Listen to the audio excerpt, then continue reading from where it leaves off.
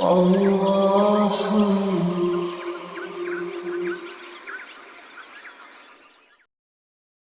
شیخ صاحب پانی لے لیجیے۔ اعوذ باللہ من الشیطان الرجیم، بسم اللہ الرحمن الرحیم۔ تھوڑا کم کر دیجیے۔ برادران عزیز، آج فروری 1982 کی 5 تاریخ ہے اور درس قرآن کریم کا آغاز سورہ محمد کی آیت 14 سے ہو رہی ہے، 47/14۔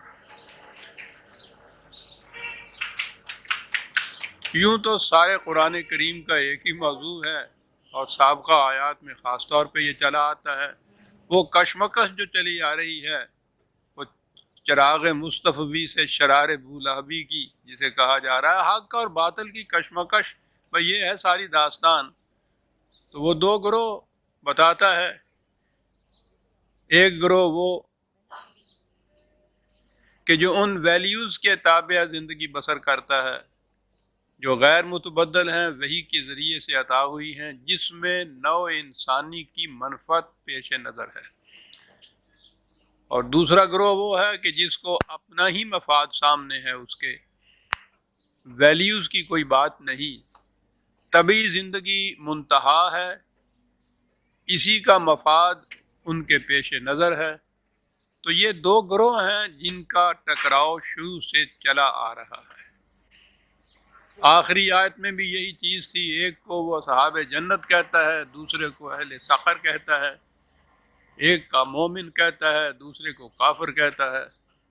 اور انہی 2 کے متعلق اب کہا ہے اگلی آیت میں کہ افمن کان علی بینۃ من ربہ کمن زین لہ سوء عملہ واتبعوا اہواءہم۔ کیا بات ہے، ایک ایک لفظ قرآن کریم کا کتنا جامع چلا آ رہا ہے۔ وقت بھی تھوڑا ہوتا ہے اور پھر زندگی بھی تھوڑی ہوتی ہے، ورنہ قرآن کے تو ایک ایک لفظ پہ پتہ نہیں کتنا وقت چاہیے آدمی کو۔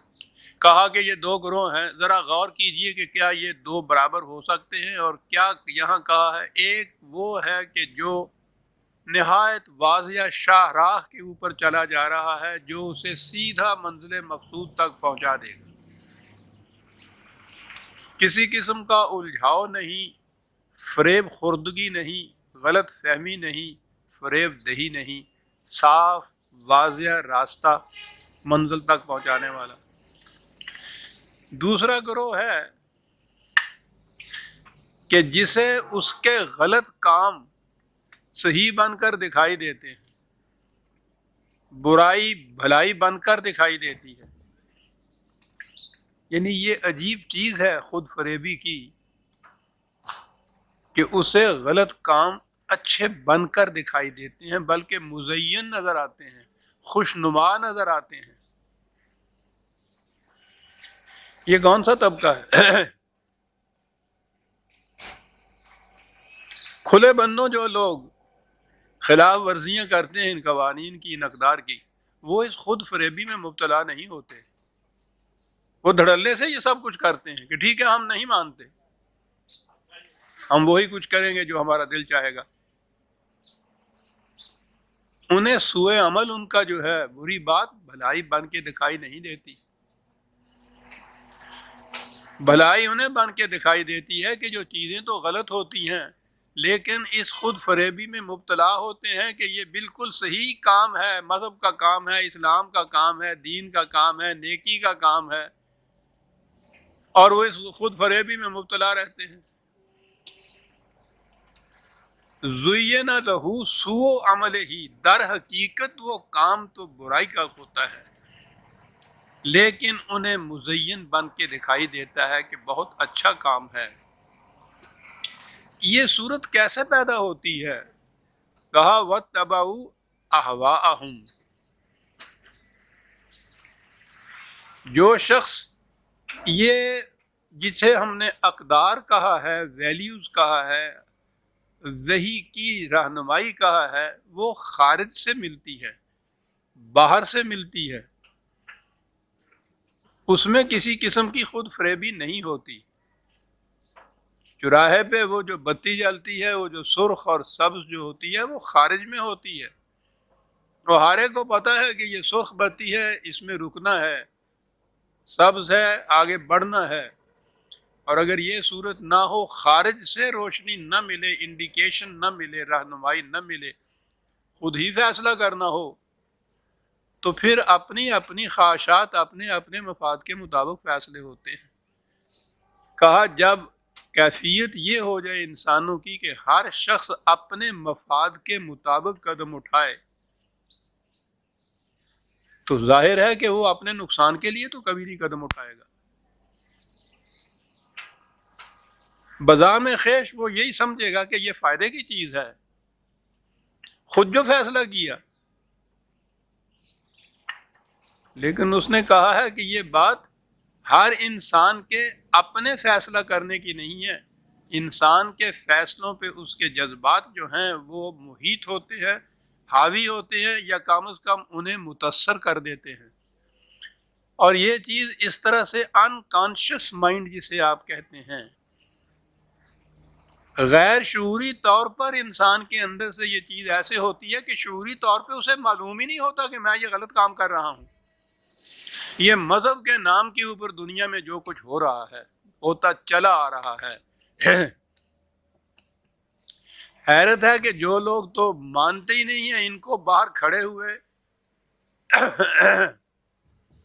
آبجیکٹیولی دیکھتے ہیں، وہ تو یہ سمجھ جاتے ہیں کہ صاحب کس قدر یہ خراب کام ہے جو کیا جا رہا ہے۔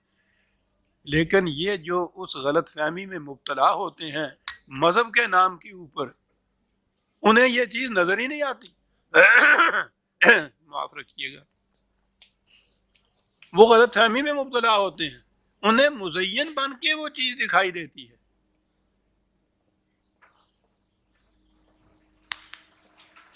وَاتَّبَعُوا أَهْوَاءَهُمْ،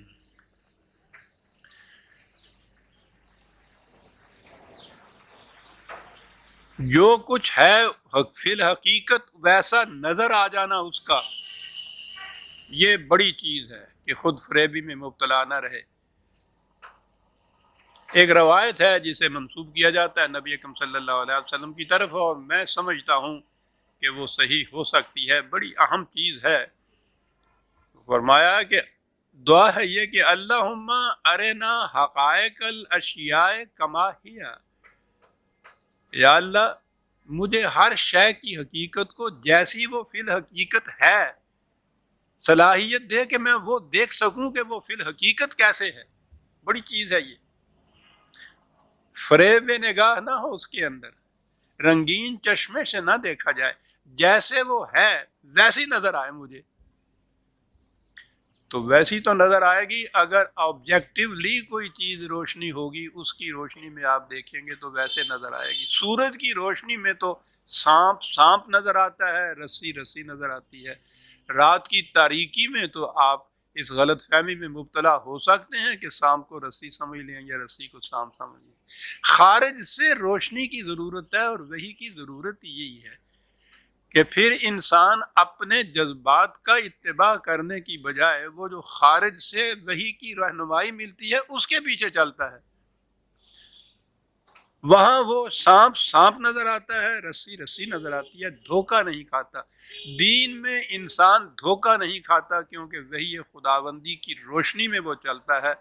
مذہب میں سب سے زیادہ خود فریبی میں مبتلا ہوتا ہے انسان کہ وہ دیانت داری سے، جسے کہتے ہیں ایمانداری سے، نیک نیتی سے سمجھتا ہے کہ میں بالکل صحیح کام کر رہا ہوں، اور وہ غلط ہوتا ہے۔ اس کا فیصلہ کیسے ہوتا ہے؟ وہی خارج سے وحی کی روشنی میں پرکھ کے دیکھیے، وہ بتائے گا کہ صحیح کیا ہے اور غلط کیا ہے۔ معلوم نہیں، مجھے یاد پڑتا ہے کہ میں نے اتباع اور اطاعت کا فرق بتایا تھا، لیکن کوئی بات نہیں، یہ تو بار بار بات آتی ہے اور بڑی اہم چیز ہے عزیزان مان، بڑی اہم چیز۔ اگرچہ لفظ اطاعت کے اندر بھی یہ ہے دل کی رضامندی سے کسی بات کو ماننا یا تعمیل کرنا یا فرما برداری کرنا کسی حکم کی، اس میں بھی یہ چیز ہے۔ دل کی نارضامندی سے، جبر سے کوئی چیز اگر کی جائے بطیب خاطر نہ کی جائے تو اس کے لیے لفظ اطاعت کا استعمال ہی نہیں ہوتا. اطاعت تو ہوتی یہ ہے، لیکن اتباع جو ہے وہ اس سے بھی ایک درجہ آگے کی چیز ہے. شاید آپ کو یاد ہو عرب کہاں استعمال کرتے تھے. گائے کا نوزائیدہ بچہ وہ اپنی ماں کے پیچھے پیچھے چلا جاتا ہے، وہ کسی کے حکم کی اطاعت نہیں کرتا. اس سے کسی نے نہیں کہا کہ تم اس کے پیچھے پیچھے چلے جاؤ. جبر تو یہ ہے نا کہ باندھ کے اس کو اس کے پیچھے چلایا جائے. اطاعت یہ ہے کہ کوئی اسے حکم دے کہ اس کے پیچھے چلے جاؤ، اور یہ جو پیچھے جا رہا ہے اس میں تو یہ دونوں چیزیں نہیں ہیں. یہ اس کے پیچھے کیسے جا رہا ہے؟ اس کے اندر کا تقاضا ہے، اسے ایک اندر سے کشش نظر آتی ہے پیچھے جانے کی. یہ جو خود اندر کے تقاضے سے انسان کوئی چیز کرتا ہے اسے اتباع کہتے ہیں عرب. کیا زبان ہے اور کیا قرآن ہے صاحب. اب یہاں دیکھیے کہ اطاعت سے ایک درجہ آگے چلا گیا. اطاعت میں خارج سے کوئی حکم ملے گا، آپ اس کی بطیب خاطر فرما برداری کریں گے تو اطاعت. خارج سے حکم ملے گا، بات دور چلی جائے گی. اسلامی نظام جو ہے اس کے اندر آپ دیکھتے ہیں اطیع اللہ و اطیع الرسول ہے. آج خود نہیں اطاعت آپ کر سکتے، ایک اتھارٹی چاہیے آپ کو اطاعت کرانے والی، قرآن کے احکام کو نافذ کرنے والی. وہ دیکھے گی کہ کس وقت قرآن کا کون سا حکم ہے جس کی اطاعت کرائی جانی مقصود ہے. وہ اس حکم کو، اس قانون کو نافذ کرے گی، وہ حکم دے گی. اور یہی وجہ ہے کہ قرآن کریم نے اطاعت کے ساتھ کہا ہے سمعنا و اطعنا، ہم نے سنا اور اطاعت کی. اس کے لیے سننے کی شرط سنانے والا موجود ہونا چاہیے. دین جب مذہب میں تبدیل ہوا ہمارا تو یہ سنانے والا نہیں تھا، مرکزیت ختم ہو گئی تھی، خلافت نہیں رہی تھی، قرآن کے احکام نافذ کرنے والا کوئی نہیں رہا تھا. اپنے اپنے طور پہ اطاعت شروع کر دی تو یہ تو مقصود ہی نہیں تھا اس کا. وہ تو سمعنا و اطعنا ہے. آپ دیکھتے ہیں کہ ایک ایک لفظ میں کس طرح سے پورا نظام آ جاتا ہے جو قرآن دینا چاہتا ہے. لفظ اطاعت کے اندر نظام کا پہلو موجود ہے کہ خارج سے کوئی حکم دینے والا ہو تم سنو اور اطاعت کرو. ایک تو یہ بات ہوئی.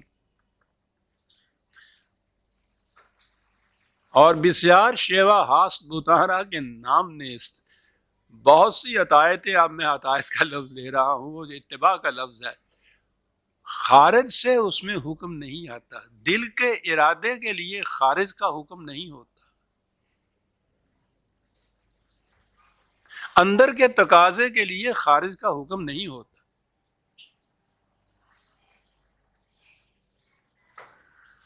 یہ بات کہ مجھے پارسا رہنا چاہیے آپ کے اندر کی ایک چیز ہے، وہاں آپ طے کرتے ہیں اس چیز کو. کوئی حکم نہ دینے والا بھی ہو اس وقت بھی آپ دیانتدار رہتے ہیں. قرآن نے کہا ہے نا کہ خدا تو دل کے ارادوں اور نگاہ کی خیانتوں تک سے واقف ہے. یہ وہ چیزیں ہیں کہ جس میں اتباع آتی ہے، اطاعت کی بات نہیں ہے. تو قرآن پہلے تو اس قسم کا تغیر نفس پیدا کرتا ہے کہ آپ کے دل کے اندر سے غلط بات کا ارادہ ہی نہ ابھرے، آپ اتباع کرتے چلے جائیں صحیح چیز کا جو قرآن نے یا وحی نے کہی ہے. ذرا محسوس مثال سے دیکھیے کہ آپ کو اگر پیاس لگتی ہے، آپ سب کچھ چھوڑ چھاڑ کے پانی پینے کے لیے اٹھتے ہیں. کسی نے حکم نہیں دیا آپ کو، آپ اطاعت نہیں کر رہے. اس میں کیا کر رہے ہیں؟ آپ کے اندر کا ایک تقاضا ہے، اس تقاضے کی تسکین کے لیے آپ اٹھ کے یہ کام کر رہے ہیں. تو جو اندر کے تقاضے سے جو بات کی جائے گی اس کے لیے قرآن نے اتباع کا لفظ دیا.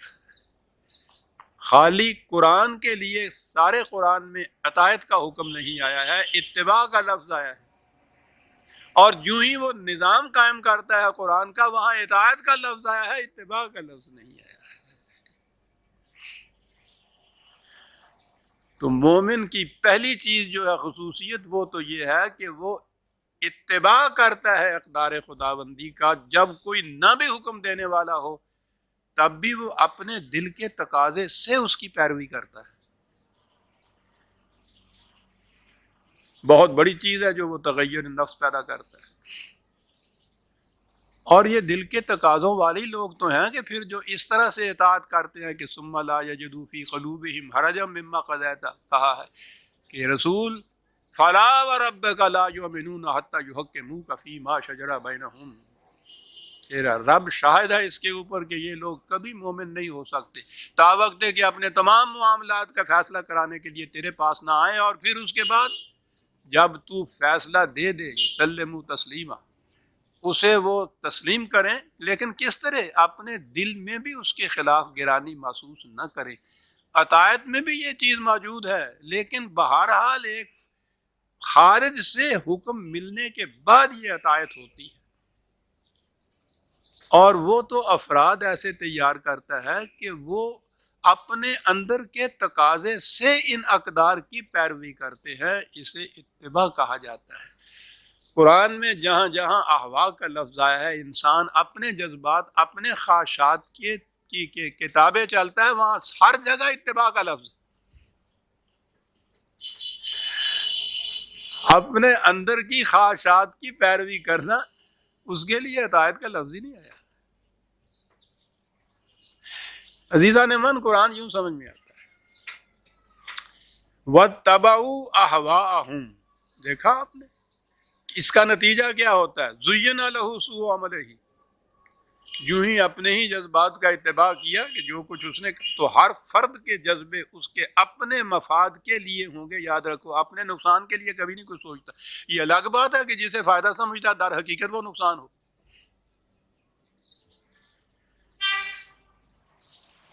وہ زُيِّنَ لَهُ سُوءُ عَمَلِهِ ہوتا ہے، غلط کام اچھا بن کے دکھائی دے رہا ہوتا ہے. کیوں؟ اتباع ہوا، اپنے جذبات کے اتباع.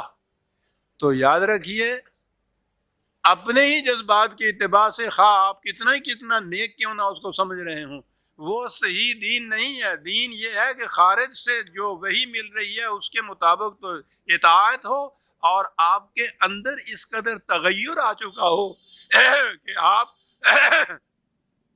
غلط کام کا سوچ ہی نہ سکیں. یہاں سے ابتدا ہوتی ہے عزیزان من اسلامی نظام کی. وہ کتاب و حکمت کی تعلیم، اور اس کے بعد یزکیہم، قلوب کے اندر اس قسم کی پاکیزگی، نشو و نما دینا، کہ وہاں سے وہ قلوب کے اندر یہ ایسا تغیر واقعہ ہو جائے کہ وہ خلاف وحی، خلاف قرآن، خلاف اقدار خداوندی دل کے اندر خیال بھی پیدا نہ ہو. یہاں سے ابتدا ہوتی ہے. پھر خارج میں جب نظام بنتا ہے، وہ ایک مرکز ہونا چاہیے، ایک اتھارٹی ہونی چاہیے جو قرآن کے احکام کی. قرآن میں تو مختلف قسم کے احکام ہیں نا، ہر موقع کے اوپر ایک حکم آئے گا. جہاد کا اگر حکم ہے تو اس کے لیے تو کوئی اتھارٹی ہوگی جو فیصلہ کرے گی کہ ہاں اب وقت آ گیا کہ میدان جنگ میں جانا چاہیے ہمیں. ہر فرد تو یہ فیصلہ نہیں کر سکتا. فرد تو ایک طرف رہا، ہر سپاہی بھی یہ خود فیصلہ نہیں کر سکتا. فیصلہ کرنے والی اتھارٹی باہر ہونی چاہیے. اس نظام کے تابع جو قرآن کے احکام کی اطاعت کرائی جائے گی، وہ اس کو تو اطاعت کہے گا. اور وہ جو دل میں تغیر پیدا ہو گیا ہے کہ کوئی ہو یا نہ ہو، آپ نے کبھی غلط کام کی طرف قدم ہی نہیں اٹھانا، یہ اتباع ہوگا. آپ کو یاد ہے کہ اسی قرآن کے متعلق جہاں واتبعوا، یہ ہے جو خدا چاہتا ہے یا قرآن چاہتا ہے مومن سے کہ اس کے دل سے بھی کوئی بات ایسی نہ ابھرے کہ جو اس کے خلاف ہو۔ لوگ آسان سمجھتے ہیں مسلمان ہونا، لیکن ہے تو بڑا آسان۔ تیرا ہی جینا چاہے تو باتیں ہزار ہوں، مشکل کیا ہے اس میں؟ وَاتَّبَعُوا أَهْوَاءَهُمْ،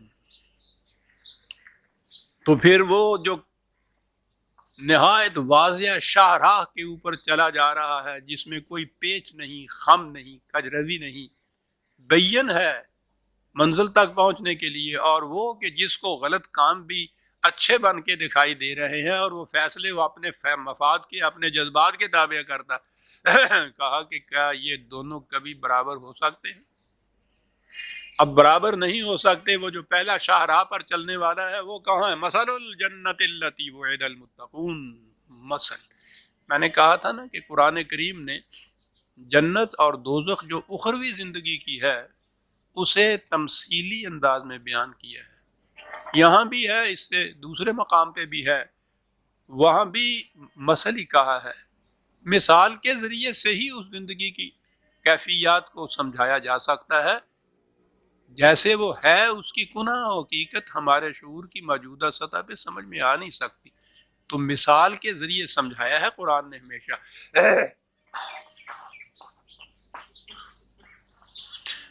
البتہ جو جنت اور جہنم اسی زندگی کے اندر واقع ہو جاتا ہے، ان مثالوں سے یہاں سے بات سمجھ میں آ سکتی ہے۔ یہاں وہ محسوس شکل میں ہوگا، کنکریٹ شکل میں ہوگا، وہاں وہ مثالی چیز ہوگی، وہ ایبسٹریکٹ ہوگا۔ مثل الجنت التی وعد المتقون، وہاں کی جنت جس کا وعدہ کیا جا رہا ہے متقیوں سے، وہ اس کی مثال یوں سمجھیے، اور یہاں وہ جنت محسوس شکل میں ہمارے سامنے ہوگی۔ ایک جگہ نہیں، ہر جگہ جنت کے متعلق تجری من تحتہا الانہار لکھا ہے قرآن نے۔ ان درختوں کے نیچے سے انہار، ہمارے ہاں تو نہر کو کہتے ہیں، لیکن عربوں کے ہاں وہ چھوٹی سے چھوٹی کھال بھی کیوں نہ ہو، جس میں سے پانی، رواں پانی جا رہا ہو جہاں سے، اسے وہ نہر کہتے ہیں۔ پانی کی روانی جو ہے یہ اس کے اندر شرط ہے، خواہ وہ چھوٹی سی ہو، خواہ وہ بڑی سی کیوں نہ ہو۔ تو بہنے والا جو پانی ہے اس کے متعلق یہ قرآن نے ہر جگہ انہار کا ہے وہاں، اور یہاں تو خاص طور پہ دو تین الفاظ وہ لایا ہے۔ پہلا میں نے عرض کیا تھا کہ اتباع اور اطاعت کے اندر نظام آتا ہے سیاسی، جسے آپ کہیں گے۔ اس کے بعد جب جنت آتی ہے تو جسے آپ معاشی نظام کہتے ہیں وہ آ جاتا ہے اس کے اندر، سارا معاشی نظام اس کے اندر ہے۔ سنیے کیا کہتا ہے، میں پھر عرض کروں گا کہ کیسے وہ نظام آتا ہے سامنے۔ جنت فیہا انہار من ماء غیر آسن، پانی رواں ہے ندیوں میں، اور رواں اس لیے رکھا گیا ہے کہ اس پانی میں سڑاند پیدا نہ ہو، بو پیدا نہ ہو، بگاڑ پیدا نہ ہو۔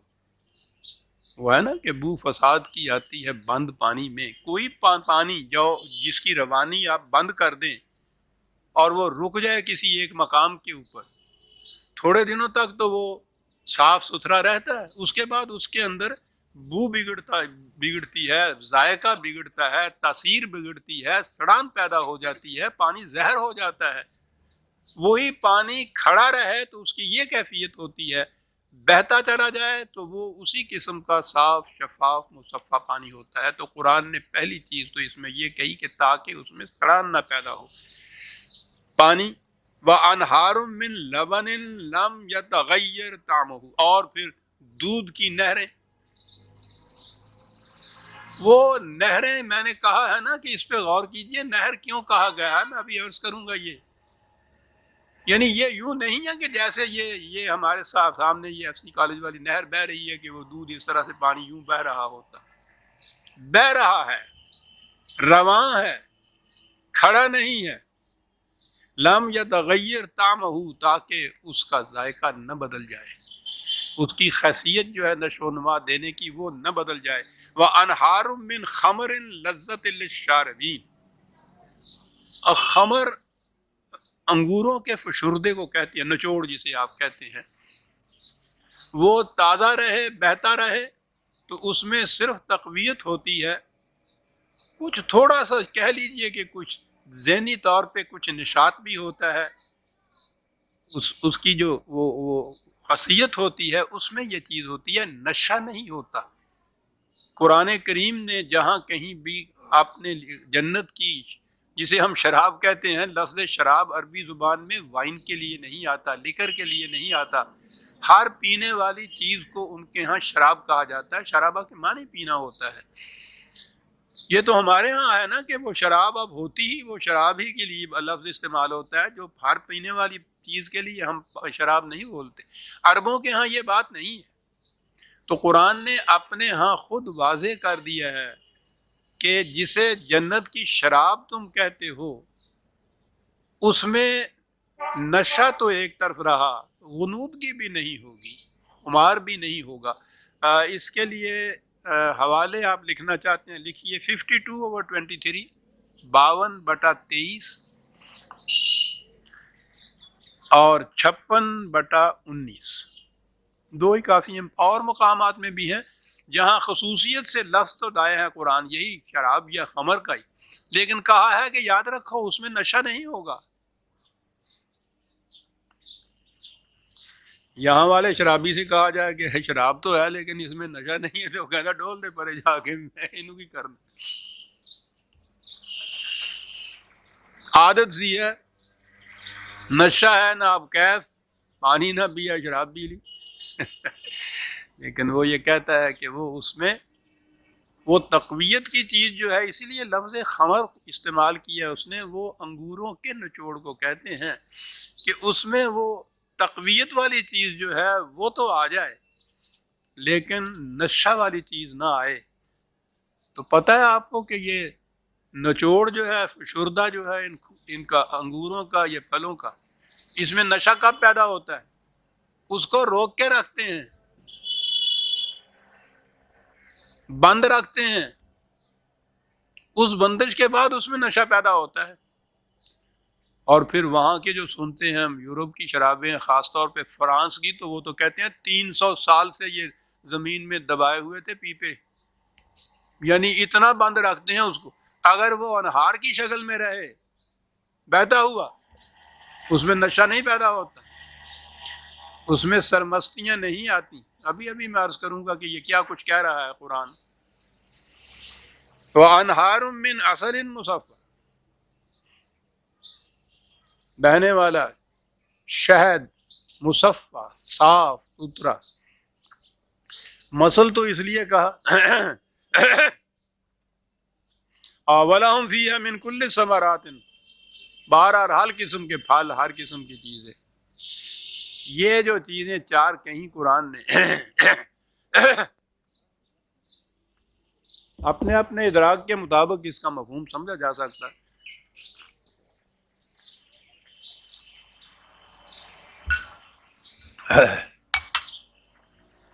لیکن میں سمجھتا ہوں کہ پانی، زندگی کا دار و مدار پانی پر ہے۔ وَجَعَلْنَا مِنَ الْمَاءِ كُلَّ شَيْءٍ حَيٍّ، قرآن نے بھی یہ کہا ہے اور یہ حقیقت بھی ہے۔ جہاں کہیں پانی ہوگا لائف ہوگی، جہاں کہیں آپ کو زندگی کا آثار نظر آئے گا وہاں یہ قیاس ہو جائے گا کہ پانی ہے قریب کہیں۔ ابتدا ہی زندگی کی پانی سے ہوئی، تو قرآن نے سب سے پہلے کہا ہے کہ پانی بہنے والا۔ اگلی چیز نشو و نما کی ہوتی ہے، پہلی چیز نشو و نما کے لیے دودھ ہوتا ہے، تو پہلی چیز تو وہ ہے جس کے اوپر لائف کا دار و مدار ہے، جس پہ لائف سسٹین کرتی ہے، پانی۔ دوسری چیز یہ ہے جس سے نشو و نما پایا جاتا ہے، ٹھیک ہے۔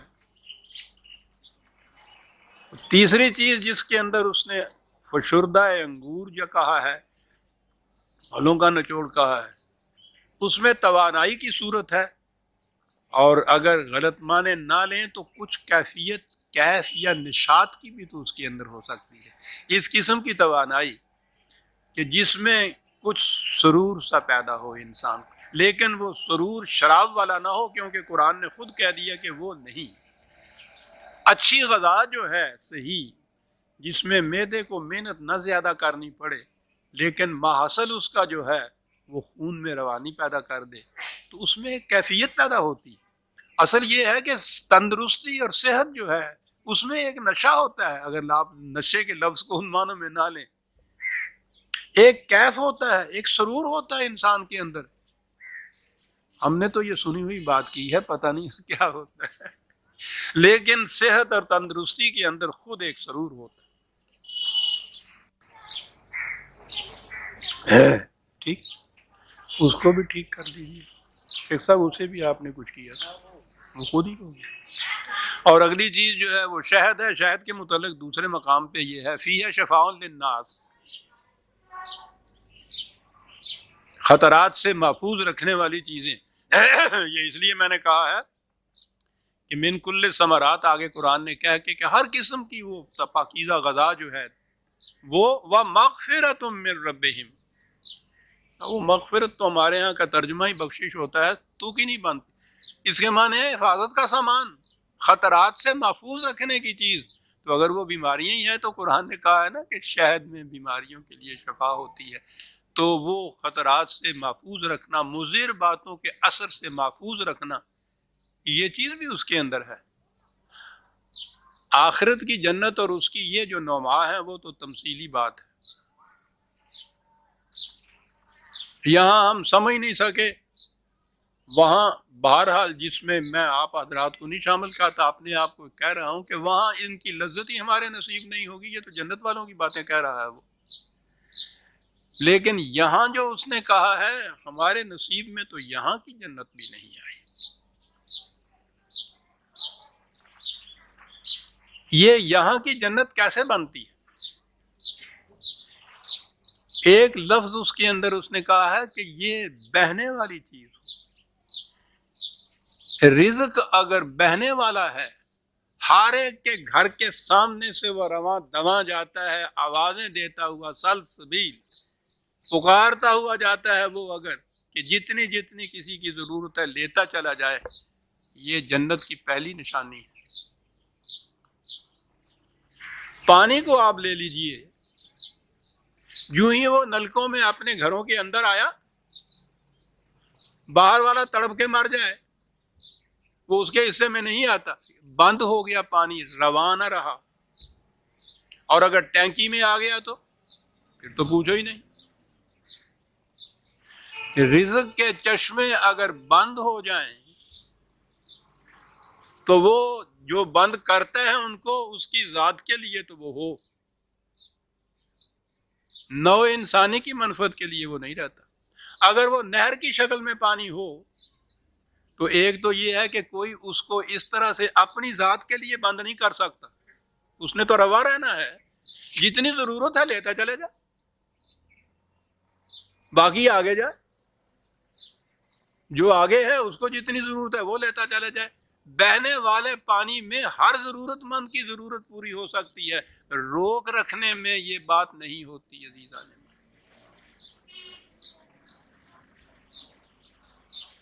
پہلی چیز قرآن نے آپ کا معاشی نظام جو ہے اس کی بنیاد یہاں رکھ دی اس نے کہ رزق اگر بہنے والی ندی کی طرح ہے تو وہ تو جنت کے رزق ہے، اگر اس میں بند لگا دیے گئے ہیں، اپنے اپنے لیے روک کے رکھ لیا گیا ہے، تو یہ جنت کا پانی نہیں رہا ہے، زندگی بخش پانی نہیں رہا ہے۔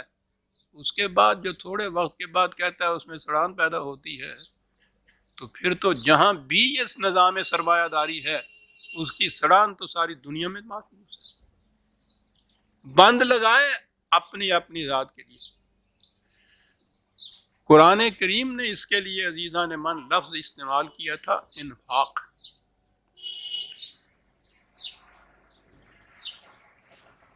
نفقہ کے معنی ہوتا ہے جو بند نہ ہو۔ آپ کو یاد ہوگا ان الفاظ کے معنی تو 20 دفعہ آ چکے ہیں۔ یہ جسے آپ تلوار کا نیفا کہتے ہیں نا، یہ اصل میں نیفا کا تن تھا لفظ۔ نیفا ہوتا ہی وہ ہے کہ جو کھلا ہوا ہو،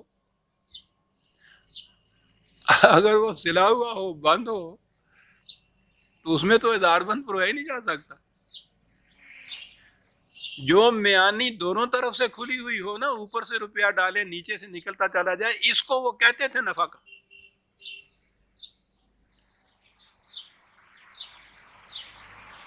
یہ لفظ تو تھا قرآن نے استعمال کیا اپنے ہاں، انفاق کا لفظ استعمال کیا ہے۔ جو ہی یہ چیز بند ہوئی، انفاق نہ رہا۔ 9/34 بیسیوں آیات، سینکڑوں میں کہوں گا اس کے لیے، تو جہاں بھی معاشی نظام آئے گا لفظ یہ آتا چلا جائے گا، لفظ یہ استعمال کیا ہے قرآن نے۔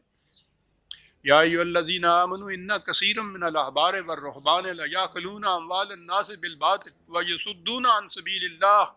کہا محتاط رہنا، یہ علماء اور مشائخ کیا کرتے ہیں؟ خود کوئی کام نہیں کرتے، لوگ کمائی کرتے ہیں، اس پہ یہ عیش اڑاتے ہیں۔ اس کو اس نے کہا ہے رزق باطل، دوسروں کی کمائی کے اوپر کرتے یہ ہیں، اور زندگی کا ان کا مشن کیا ہے؟ یصدون عن سبیل اللہ، خدا کی طرف جانے والے راستے میں روک بن کے کھڑے ہو جاتے ہیں۔ ساری دنیا میں یہ مذہبی پیشوائیت علماء اور مشائخ احبار و رہبان کے متعلق یہ تصور ہے کہ وہ خدا کی طرف لے جاتے ہیں انسانوں کو۔ عزیزان مان، دیکھیے یہ قرآن الرغم یہ کہہ رہا ہے ساری دنیا کو چیلنج دے کے کہ جنہیں تم کہتے ہو خدا کی طرف لے جاتے ہیں، وہی تو خدا کے راستے میں روک بن کے کھڑے ہوتے ہیں، جانے نہیں دیتے لوگوں کو اس طرف۔ کیوں؟ کرتے کیا ہیں؟ والذین یکنزون الذھب والفضة ولا ينفقونها فی سبیل اللہ۔ یہ کس قسم کا مذہب پیش کرتے ہیں یہ لوگ؟ جو خدا کی طرف جانے والے راستے میں روک ہے۔ مال اور دولت کو یہ لوگ روک رکھتے ہیں، اور آگے ہے لفظ لا ينفقونها، یہ معنی کہ وہ اس کاز کے لیے، میں نے کہا تھا کہ سبیل اللہ کا مطلب اگر آپ سمجھیں، وہ کاز، وہ مقصد، وہ پرپس جس کے لیے خدا نے مقرر کیا ہے کسی شے کو، اس کو حاصل کرنے کے راستے میں ينفقونها، اس کو ندی کی طرح رواں نہیں رکھتے، روک لیتے ہیں۔ نتیجہ فبشرہم بعذاب علیم، میں نے کہا تھا نا کہ وہ پھر جہنم آ جاتا ہے، اعلان کر دے، بشارت دے دے ان کو، بڑا دردناک ہوتا ہے وہ عذاب، دردناک، علیم کہا ہے۔ سب سے بڑے کیپیٹلسٹک کنٹریز آپ کے یہاں دیکھیے مغرب میں، پتہ نہیں آپ نے کبھی مطالعہ کر رہے ہیں؟ نہیں، میں تو دیکھ رہا ہوں، روز ان کی چیخوں کی آواز آ رہی ہے، سب بڑے بڑے دولت مند وہاں کے جو ہیں دنیا کو خرید سکتے ہیں، چیخ رہے ہیں، رو رہے ہیں، سب دردناک نالے ان کے یہاں سے اٹھ رہے ہیں۔ عذاب علیم، یوم یحما علیہ فی نار جہنم فتکوی بہا جباہہم وجنوبہم وظہورہم۔ وہ مثال کی بات ہے کہ یہی ان کے سکے جو ہیں، روپیہ، ڈالر، پیسے، اب تو انہوں نے نوٹ میں کر لیے نا کہ وہ داغا ہی نہ جائے کہ وہ تپایا جائے گا پھر داغا جائے گا ان کو، اس طرح سے کیا کہہ کے، یہ ہے جو چیز وہ کہتا ہے ھذا ما کنزتم لانفسکم، یہ وہ ہے جو تم نے روک لیا تھا کہ تمہارے ہی کام آئے، کسی اور کے کام نہ آئے۔ آہا، کنزتم کے ساتھ لانفسکم کہنا کتنی بڑی چیز ہے۔ فذوقوا ما کنتم تکنزون، جی اب ذرا چکھو تو صحیح اس کا مزہ اب پتہ چلے گا تم کو، جب اس پانی میں سڑان پیدا ہوگی نا، وہ پلایا جائے گا ان کو۔ ابھی آتا ہے کہ یہی پانی جب وہ روک رکھیں گے تو جہنم کا پانی ہوگا مان حمیما فقطع امعاءہم، یہی پانی جب دیا جائے گا ان کو پینے کے لیے، ان کی انتڑیوں کو کاٹ کے رکھ دے گا۔ آہا، وہی پانی بہ رہا تھا تو حیات بخش تھا، روک کے رکھ لیا، انتڑیوں کو کاٹ دیتا ہے۔ دریا کے پانی میں اور سمندر کے پانی میں فرق کیا ہوتا ہے؟ دریا کا پانی رواں ہوتا ہے، سمندر کا پانی روکا ہوا ہوتا ہے، ایک گھونٹ نہیں پی سکتا آدمی، وہ کہتا ہے انتڑیاں کٹ جاتی ہیں۔ کیا مثالیں دیتا ہے قرآن صاحب، روک کے رکھتے ہیں۔ تو میں نے کہا نا کہ قرآن نے انفاق کا لفظ جو تھا، انفاق کے معنی یہ ہیں کہ کوئی چیز جو ادھر سے آئے اور ادھر چلی جائے۔ یہ تھا نظام. اب یہ چیز جو ہے وہ تو انہار کی شکل میں پوری ہو سکتی کہ وہ بہنے والی چیز ہو. آپ دیکھتے ہیں جتنی چیزیں بھی قرآن یہاں کہیں گئی ہیں اس کے لیے انہار کا ہی لفظ آیا ہے. یہ رواں دواں رہیں گی پوری انسانیت کی ضرورتوں کو پوری کرنے کے لیے, تو یہ پھر زندگی بخش ہوں گی یہ چیزیں. یوں ہی ان کو روک لیا جائے گا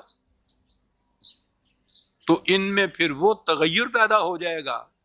چیز تو وہی ہوگی, اس کے اندر ایک خرابی پیدا ہو جائے گی کہ وہ حیات بخش ہونے کی بجائے موت آور ہو جائے گی. وہ جو پرانی ایک کسی زمانے میں ٹیکسٹ میں ہمارے ہوتا تھا, وہ water water everywhere not a drop to drink. یہ کون سا پانی ہے not a drop to drink? یہی ہے جب روک رکھا جائے اس کو. تو یہ تھا عزیزان ایمان قرآن نے جو بتایا تھا, یہ تھا دین نے جو بتایا تھا. اب بنا مذہب.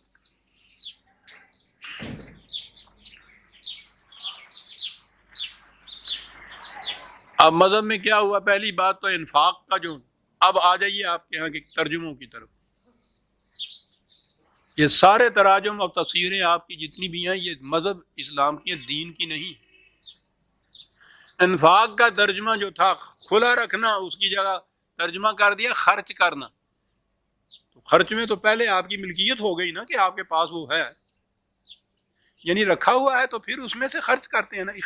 یہ انفاق کی جگہ ایک لفظ بدل دینے سے, خرچ کرنے سے ساری معنویت بدل گئی اس میں. خرچ تو آپ اپنے پیسے کو کرتے ہیں, تو ملکیت تو پہلے آ گئی نا ذاتی. اب اس میں سے خرچ کرنا کچھ. اب آ گیا جو قرآن نے کہا تھا زین لہ سوء عملہ ہی, روک رکھنا جو تھا یہ سوء عمل تھا, وہ اس کے مقصد کو ختم کر دیتا تھا. اب یہی روک رکھنا جو ہے یہ مزین بن گیا. کیسے بنا؟ اب آئیے وہ جو کہا کرتے ہیں میرے دوست کہ یہ جو وضعی روایات ہیں انہوں نے کیا نقصان پہنچایا. ایک ہی مثال لے لیجیے. یہی جو میں نے آیت ابھی 9/34 تلاوت کی ہے, وہ جس میں یہ ہے کہ روک رکھتے ہیں اور وہ کھلا نہیں رکھتے تو یہ جہنم ہے اور اس میں تباہا جائے گا. تو جمع کرنے کو کنزتم یہاں مال کو جمع کرنا تو جہنم کی آگ بتایا ہے نا قرآن نے. اس کو کھلا رکھنا دین کا تقاضا بنایا ہے. اب یہ جمع کرنا جو ہے اس کے لیے جواز کہاں سے آیا؟ کیا بتا. ایک روایت ہے, مشکات میں ہے, بخاری میں ہے, سب مانتے ہیں اس کو, کہ جب یہ آیت نازل ہوئی, اندازہ لگائیے, جب یہ آیت نازل ہوئی تو صحابہ میں بڑا اضطراب پیدا ہوا. جی, بڑے بڑے کیپیٹلسٹ, بڑے بڑے سرمایہ دار, تو ٹھیک ہے اضطراب پیدا ہونا ہی تھا. کیا بات ہے, صحابہ کا کیا تصور پیش کیا جا رہا ہے. اضطراب کس چیز پہ؟ خدا کی طرف سے آیت نازل ہو رہی ہے. اضطراب پیدا ہو کہ ہاں مال اور دولت کا جمع کرنا اس کی روح سے تو وہ جہنم ہو گیا ہے, مارے گئے, تباہی آ گئی, ارے بچاؤ. اپنے میں سے ایک نمائندہ مقرر کیا کہ رسول اللہ کے پاس جاؤ صلی اللہ علیہ وسلم, اور ان سے کہو کہ آپ کے صحابہ پہ تو یہ بڑا گراں گزرا ہے. خدا کی آیت حکم صحابہ پہ گراں گزرا ہے, بیٹھ کے آپس میں کہتے ہیں کہ رسول اللہ کے پاس جاؤ, وہاں جا کے بتاؤ. یعنی جیسے رسول اللہ نے کوئی بات ایسا آرڈیننس نافذ کر دی ہے اور ان سے کہو کہ اس کا ریئیکشن یہ ہو رہا ہے. وہ تو رسول اللہ خود اس حکم کی اطاعت کے لیے مامور تھے, ان کے پاس جاؤ کہ کیا غضب ہو گیا. یہ روایت ہے. اور کسے چنا اس مقصد کے لیے؟ حضرت عمر کو, جن کی کیفیت یہ بتاتے ہیں کہ وہ گیہوں کی روٹی نہیں کھاتے تھے, جو کی روٹی کھاتے تھے. جب کہا گیا کہ کیوں نہیں گیہوں کی روٹی کھاتے, کہنے لگے کہ مملکت میں جس دن ہر فرد کو گیہوں کی روٹی ملے گی عمر اس دن گیہوں کی روٹی کھائے گا. اسے چنا گیا ان سرمایہ داروں کے ریپرزینٹیٹیو کی حیثیت سے کہ حضور رسول اللہ کے پاس جا کے ہمارا کیس پلیڈ کریں اور کہیں کہ اس میں سے کوئی راستہ بتائیے, ہم تو مارے گئے, معاذ اللہ معاذ اللہ. اور وہ بھی چلے گئے. عمر جیسا شخص.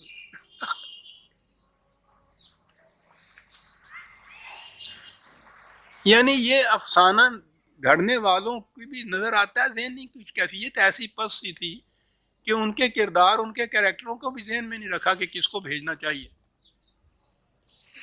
انہوں نے کہا ہوا نا کہ حضرت عثمان غنی تھے, ان کے پاس بہت دولت تھی, اگر انہیں بھیجتے تو کوئی بات سمجھ میں فٹ ان ہو جاتی اس افسانے کے اندر. یہ کریکٹر, وہ حضرت عمر کا کریکٹر فٹ ان ہی نہیں ہوتا, ان کو بھیجا.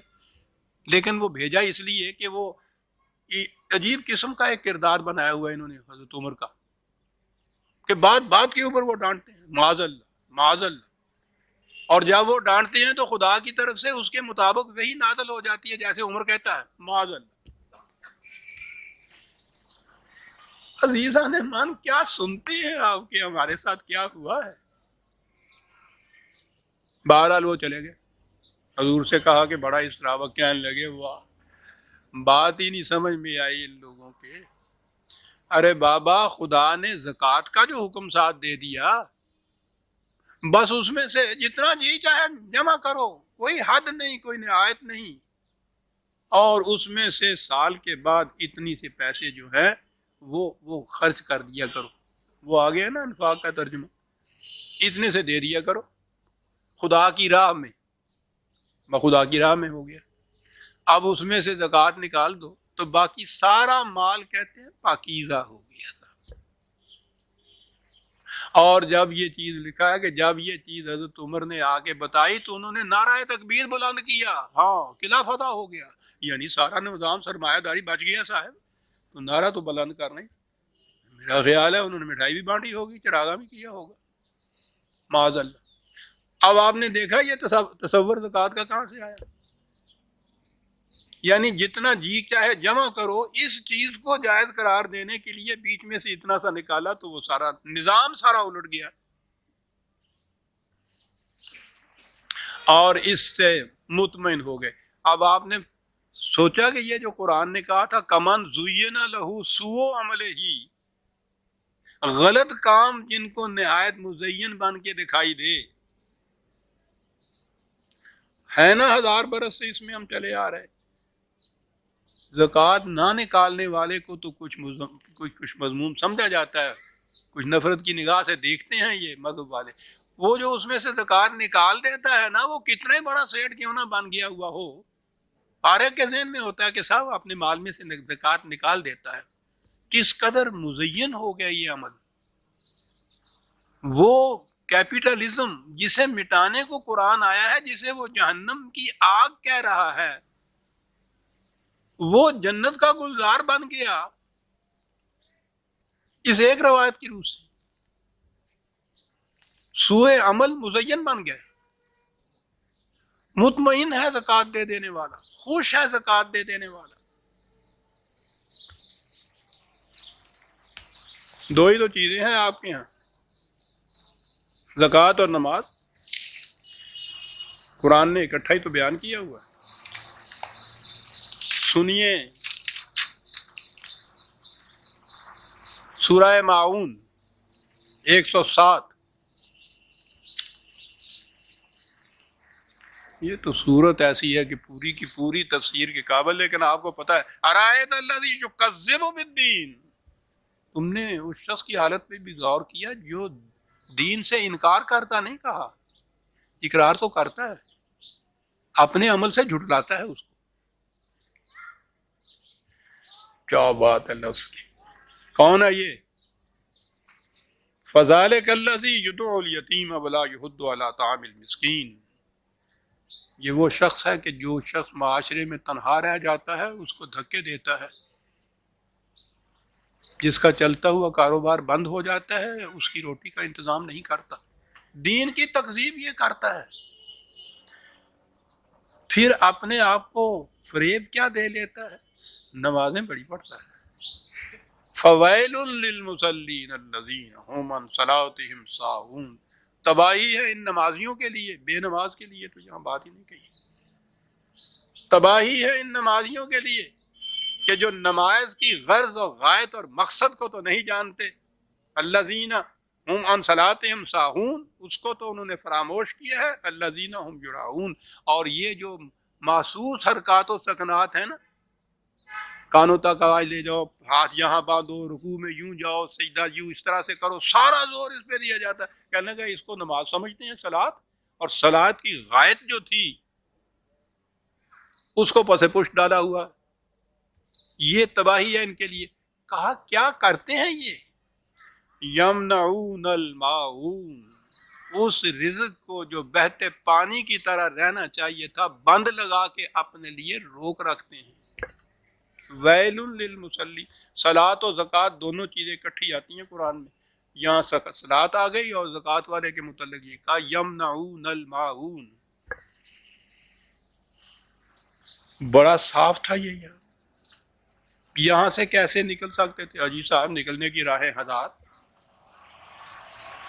کوئی بڑے سے بڑا اچھے سے اچھا آپ قانون بنائیے، وہ قانون بنا رہے ہوتے ہیں قانون دان، اور قانون توڑنے والے یہ سوچ رہے ہوتے ہیں کہ اس میں سے نکلنے کی راہیں کون سی ہیں۔ بنا دیا اللہ میاں نے یمنعون الماعون، بالکل سیدھا۔ کوئی قرآن شریف اٹھا کے دیکھیے، اس کا ترجمہ ملے گا کہ روز مرہ کے استعمال کی چیزوں کو مانگے سے نہیں دیتے۔ نہیں پین گلابی ہے، ذرا چھاننی تھی اپنی دے، نہیں میں نہیں دیں دی، چل بھی تقریب دین ہو گئی، یہ دے دی تھی انہیں چھاننی، اطاعت خداوندی ہوگی۔ اب بھائی ذرا سائیکل دینا، میں نے وہاں تک جانا ہے۔ یمنعون الماعون کا ترجمہ کوئی قرآن اٹھا کے دیکھیے، اس میں لکھا ہوا ہوتا ہے روز مرہ کے استعمال کی چیزیں مانگے سے نہیں دیتے، دین مانگے سے دے دیں تو۔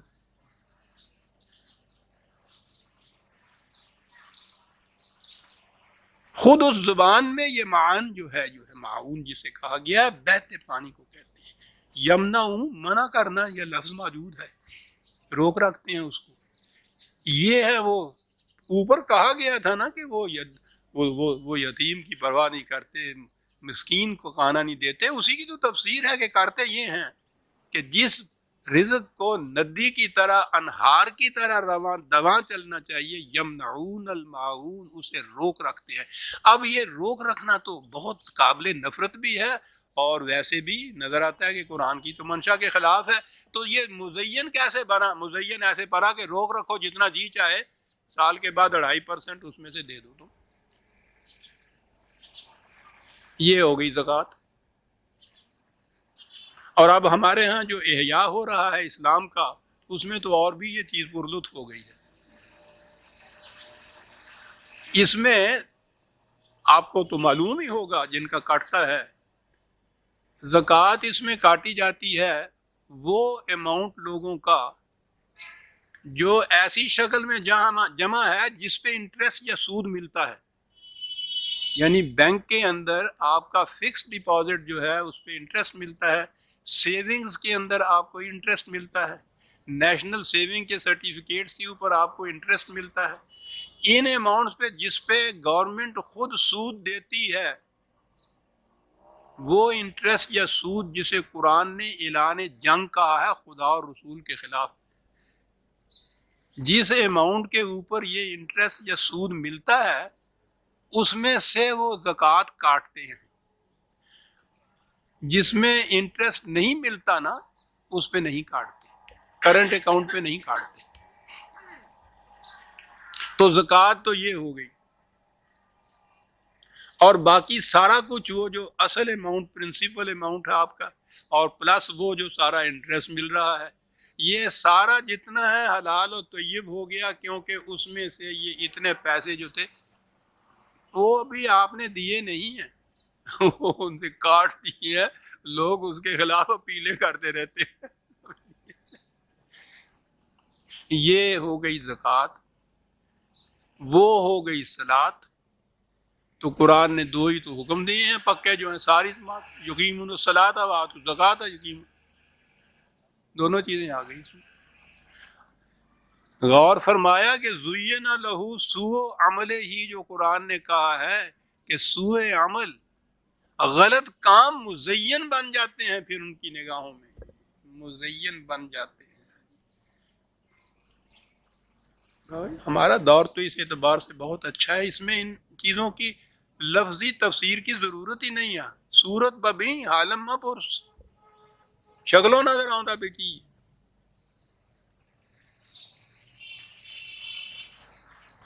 قرآن نے کہا کہ یہ جہاں بھی قرآن نے یہ کہا ہے، یہ اس کو نہر سے تشبیہ دی ہے قرآن نے۔ جنت کا رزق بہتے پانی کی ندی کی طرح رواں دواں ہے، اگر وہ ماء ہے، وہ لبن ہے، وہ خمر ہے، وہ عسل ہے، جو بھی رواں دواں رہتا ہے وہ تو جنت کا رزق ہے۔ جہاں بند لگا آپ کے ہاں کا، اور اس کے بعد اسی پانی کے اندر بگاڑ پیدا ہوا، جہنم کا بن گیا۔ اگلی آیت میں ہے وَمَغْفِرَةً مِّن رَبِّهِمْ، وہ اصل کا کہا ایک تو یہ وہ اوپر تھے نا، دو بتائے، ایک وہ جو سیدھی راہ پہ چلا جا رہا ہے، دوسرا جس کو یہ اس کے غلط کام اچھے بن کے دکھائی دے رہے ہیں، تو جو سیدھی راہ پہ جاتا ہے وہ تو اس جنت کے اندر ہے، اور دوسرا کمن ہوا خالد فی النار، دوسرا وہ کہ جو جہنم میں زندگی بسر کرتا ہے، وہاں بھی اسے پانی ملتا ہے، کس قسم کا؟ وَسُقُوا مَاءً حَمِيمًا فَقَطَّعَ أَمْعَاءَهُمْ، پانی تو وہی تھا، جب یہ پیتا ہے تو انتڑیاں کٹ جاتی ہیں اس سے۔ دیکھا وہ جو اوپر کہا تھا کہ وہ پانی جس میں بگاڑ نہیں پیدا ہوا ہوتا، وہ نہر کی شکل میں ہو تو پھر وہ رہتا ہے ایسا۔ یوں ہی بند لگایا ہے آپ نے، وہی پانی ممد حیات کی بجائے وہ ممد مرگ بن گیا، مرگ آفری ہو گیا، انتڑیاں کٹ گئی، موت واقع ہو گئی۔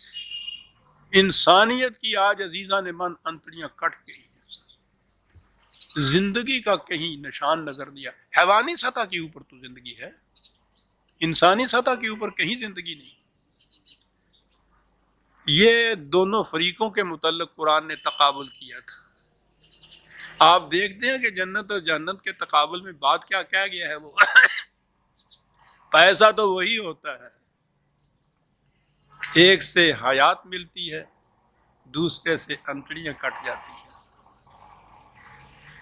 یہی جنت اور جہنم کی زندگی، وہاں کیسے ہوگی یہ تو وہاں کی بات ہے، اور یہاں تو ہمارے سامنے جو کچھ ہو رہا ہے صاحب، حیات آور رزق جو ہے وہ تو کہیں نظر نہیں آتا۔ مرگ آفری جو ہے وہ آج ساری دنیا کے اندر ہے۔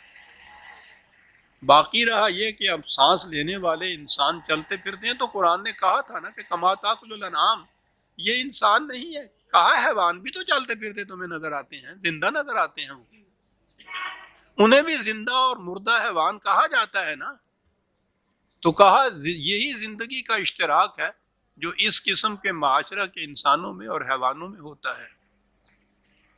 ایک زندگی وہ ہے جو قرآن نے کہا ہے استجیبوا للہ وللرسول اذا دعاکم لما یحییکم، او چلتے پھرتے حیوانوں، آؤ خدا اور رسول کی اس دعوت کے اوپر لبیک کہو جو تمہیں وہ چیز دے گا جس سے تمہیں زندگی مل جائے گی۔ زندہ انسانوں کو کہا جاتا ہے آؤ۔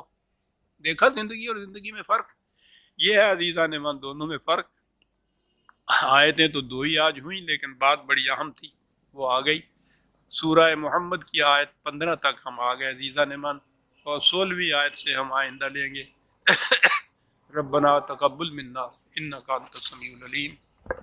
شکریہ۔